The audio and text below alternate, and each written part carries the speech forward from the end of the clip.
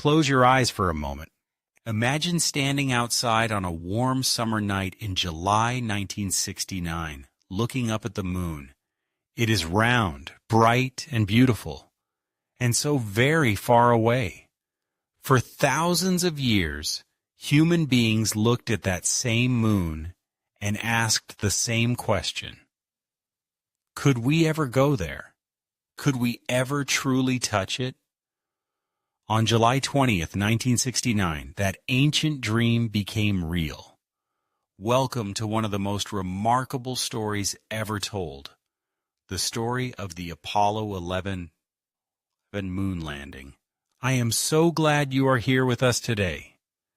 To understand this story, we need to travel back a little further. It is the 1950s.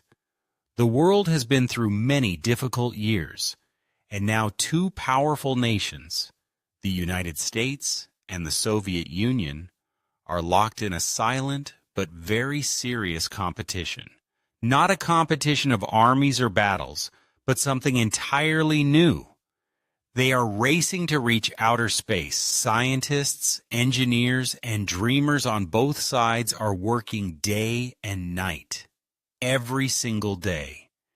Everyone wants to be first. And the greatest prize imaginable? The stars themselves. In 1957, the Soviet Union surprised the entire world. They launched a small metal sphere called Sputnik into space, the very first human-made object to orbit the Earth. People everywhere heard its gentle radio signal. Beep, beep, beep. It was a quiet sound, but it changed everything. Americans felt a deep sense of urgency. If the Soviet Union could send objects into space, what might they send next? The race was no longer just between two nations. It had become something far more personal. A race for the future of all of humanity. Then came a moment that would bend the direction of history. On May 25, 1961, a young and energetic president stood before the United States Congress and made an extraordinary declaration. His name was John F. Kennedy, and his words were simple but electric.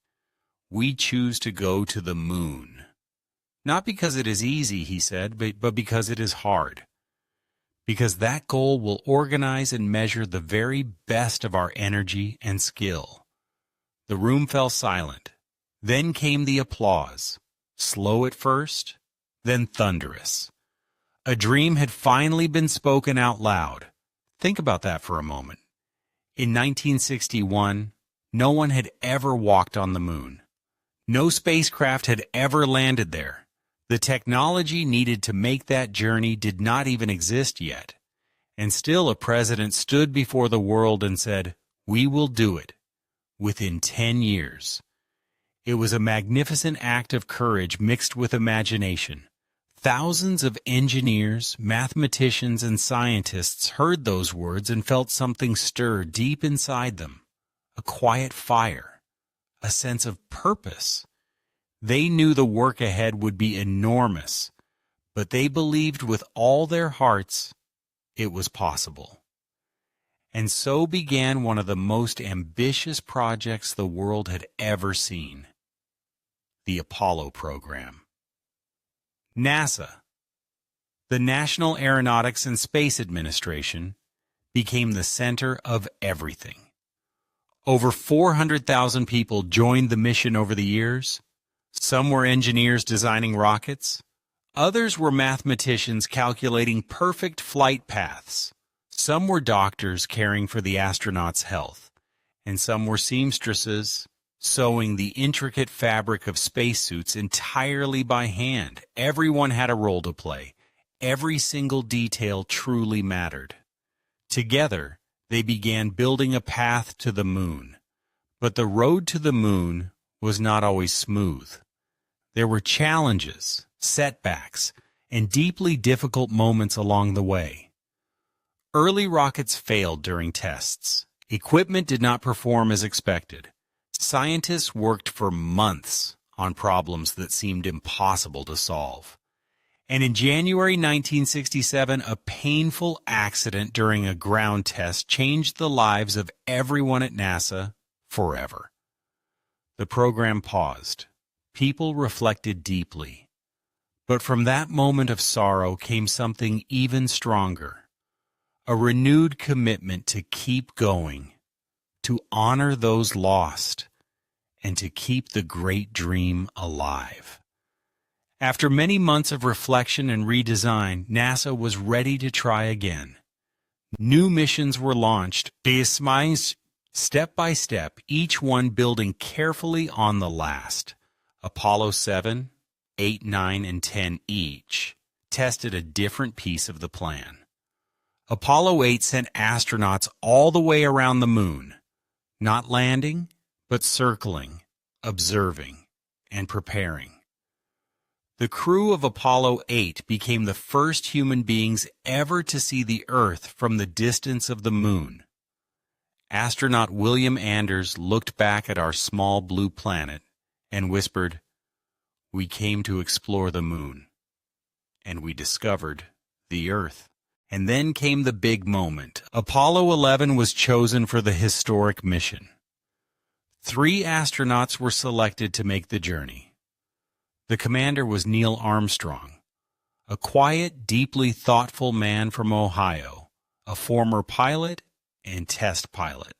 The lunar module pilot was Edwin Buzz Aldrin, sharp, disciplined, and passionately curious about science. And the command module pilot was Michael Collins, the one who would stay in orbit around the moon while his colleagues made history far below. 3 very different men, one extraordinary, impossible dream. Imagine how they felt in the weeks before the launch. Every morning, they trained for hours inside simulators, small capsules designed to feel exactly like the real spacecraft. They practiced every possible scenario. What if an engine fails? What if communication is lost? They trained until every response became automatic, until calm became a habit. Their families waited at home, trying to be brave. Their children asked questions that were hard to answer. But they all believed in the mission and in each other. That belief was its own kind of fuel. July 16th, 1969, the morning of the launch, the Kennedy Space Center in Florida was alive with people. Over 1 million visitors had come from all across America and the world to witness this moment. They stood in fields, along roadsides, and on the shores of the nearby river. Television cameras broadcast the scene to more than 600 million people watching at home. The air was thick with excitement and nervous energy. The Saturn V rocket, the largest and most powerful ever built, stood gleaming white and enormous in the soft Florida morning light. Inside the spacecraft, Armstrong, Aldrin, and Collins lay on their backs in their seats, running through their final checklists. The countdown began. 10, 9, 8. Each number felt like a heartbeat. Outside, the massive engines began to rumble, then roar. Thousands of tons of fuel burned in an instant, and then lift off. The Saturn V rose slowly at first, almost gently, then faster and faster, until it became a blazing point of light against the blue Florida sky. The crowd gasped, then cheered. Somewhere up there, 3 men were on their way to the moon. The journey to the moon takes about 3 days. 3 long, quiet, extraordinary days of floating through the darkness of space. The astronauts slept in sleeping bags attached to the walls, ate food from special sealed packages, and gazed out their small windows at a universe more beautiful and more silent than anything they had ever imagined. Michael Collins later wrote that space had a kind of peace he had never known before. "You see the Earth growing smaller and the moon growing larger," he said, "and you realize you are truly between worlds." What a feeling that must have been.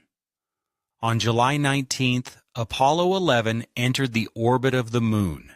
The astronauts saw it up close for the very first time. A vast gray landscape, ancient and utterly still. There were no clouds, no colors, no sound, just rock, shadow, and silence. Armstrong and Aldrin moved into the lunar module, a small four-legged spacecraft called the Eagle, while Collins remained in the command module above. They said their goodbyes quietly. Then the Eagle separated and began its slow, careful descent toward the surface. The most important flight in all of human history had just begun. But what happened next changed everything and nearly stopped the mission entirely. As the Eagle descended, the onboard computer began sending alarm signals. Code 1202, code 1201. Neither Armstrong nor Aldrin had ever seen these codes in training. Their hearts raced. Mission control in Houston fell into tense silence.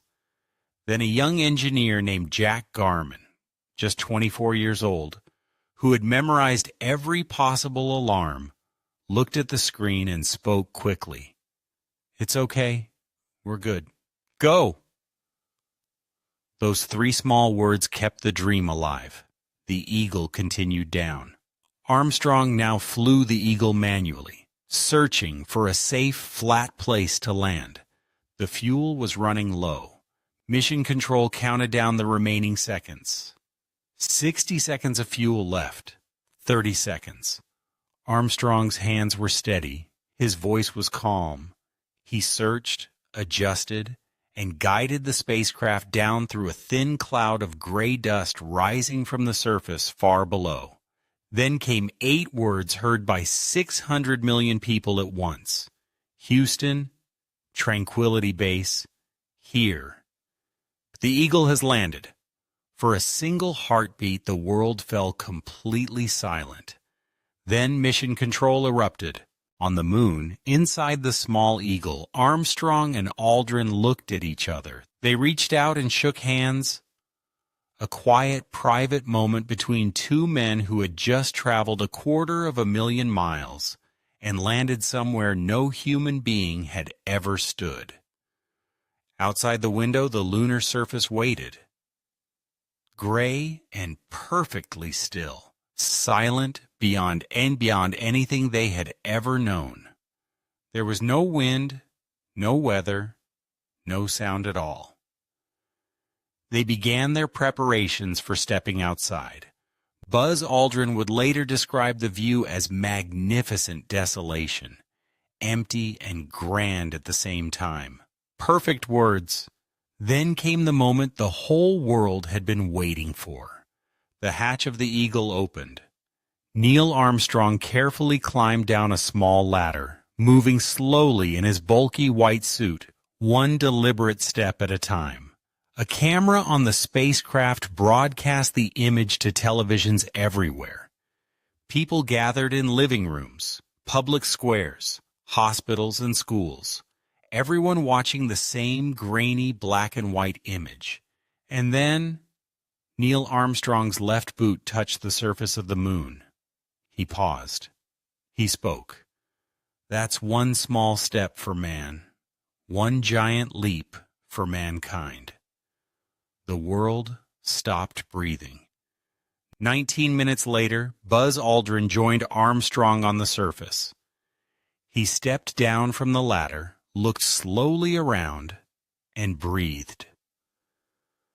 2 human beings were standing on another world.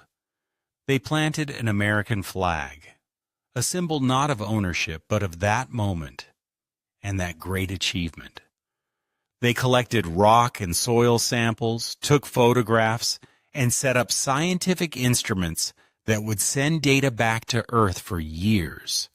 Then they received a call from President Richard Nixon himself, who told them it was the proudest day in the history of the United States of America. Think about that for a moment.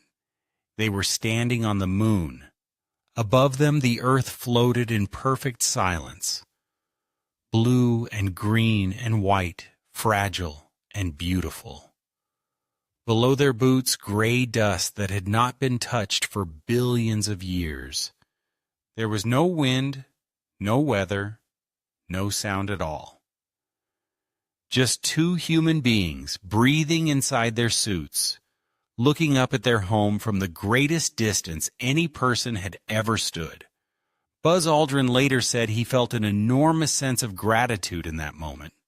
Not pride, but deep gratitude. Gratitude simply for being alive and for being there. After 2 hours and 31 minutes on the surface, it was time to return.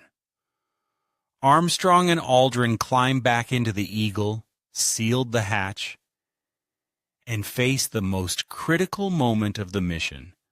The ascent engine had to fire perfectly. If it failed, there was no rescue, no second chance. They had exactly one engine. Mission Control held their breath. The engine fired. The Eagle rose from the surface, leaving behind their boots, equipment, and a small plaque reading, "Here men from planet Earth first set foot upon the moon." It worked. They were finally going home. Up in orbit, Michael Collins had spent over 21 hours alone in the command module, circling the moon again and again. Each time he passed behind the moon, he lost all radio contact with Earth. Completely and utterly alone in a way no human being had ever experienced before. He later said it was not frightening.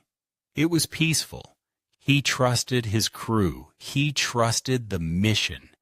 And when the Eagle finally rose from the surface and came into view, Collins felt such a wave of relief and happiness that he pressed his face to the window and watched it approach, smiling quietly to himself.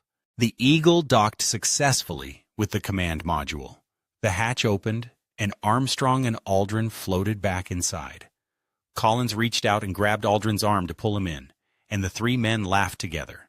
A deep, relieved, joyful laughter born of exhaustion and triumph. They had done it. All three of them, together. They left the Eagle behind in lunar orbit and began the long journey home. 3 days of space, 3 days of stars, and then, slowly, beautifully, the blue curve of the Earth appeared in the window, growing larger every hour. Home was waiting. On July 24, 1969, the command module entered the Earth's atmosphere at enormous speed. The heat shield on the outside of the capsule protected the astronauts as the capsule blazed brilliantly through the sky. Then, 3 large orange and white parachutes opened, one by one, slowing the descent beautifully.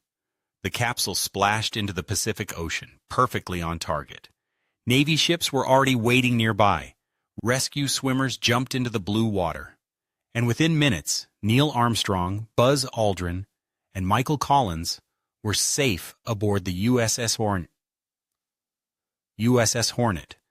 The mission was complete. The world celebrated in a way that had never happened before, and perhaps has never happened quite the same way since. People danced in the streets of New York, Paris, Tokyo, and Buenos Aires. Strangers embraced one another. Church bells rang. Newspapers carried the same headline in dozens of languages. Man walks on the moon. A woman in rural Kenya who heard the news on a small radio later said she wept, not because she understood all the science, but because she felt for the very first time that absolutely anything was possible. That, too, is a powerful kind of knowledge. When the 3 astronauts returned to America, they were welcomed as heroes. But Neil Armstrong, quiet and modest as always, said something unexpected. He said the real heroes were the 400,000 engineers, scientists, seamstresses, mathematicians, and workers who made the mission possible, people whose names no one would ever know, people who never received the applause, who never stood in the spotlight, but without whom the moon would have remained just a dream. He was right. Every great achievement in human history is built on the work of countless unseen hands. Every giant leap begins with someone quietly doing their part. So what can we truly learn from this story? The moon landing teaches us something simple and profoundly beautiful. It tells us that when human beings come together around a shared dream, a dream big enough, brave enough, and worthy enough, they can accomplish things that once seemed completely impossible. It is not the technology that matters most. It is the belief, the courage, the willingness to keep going even when everything seems too hard, too complicated, or too far away. The moon was 384,000 kilometers away, and still they went. That is the lesson. That is the gift. There is another lesson here, perhaps even more personal. Each of those 400,000 people had a role. Some roles were celebrated, most were not. But every single role truly mattered. The person who stitched a seam in a spacesuit, the person who double-checked a calculation at midnight, the person who brought coffee to the team at 3 in the morning, they were all part of the mission. And that is true in your life too. You do not have to be the person the world applauds. You just have to show up, do your part with care and love, and trust that what you do matters. Because it does. And so our story comes to its end. Or perhaps to its beginning. Because every time a child looks up at the moon tonight, every time a young engineer begins a new project, every time someone dares to say, "I think this is possible," when everyone else says it is not, the spirit of Apollo 11 lives on. We are all, in our own way, reaching for the moon. And perhaps that is the most beautiful thing about being human. We never stop trying. We never stop looking upward. We never stop dreaming of what might be just beyond our reach. We never stop believing. Thank you so very much for listening to this story today. I hope it reminded you that great things are truly possible and that the English language can carry the most extraordinary stories in the world. Before you go, here is a gentle question to sit with. If you could take one step, just one small step, toward a dream you have been putting off, what would that step be? Write it in the comments below. We would love to read it. And if this journey moved you, please share it with someone who needs to hear it today. See you in the next story. Keep dreaming.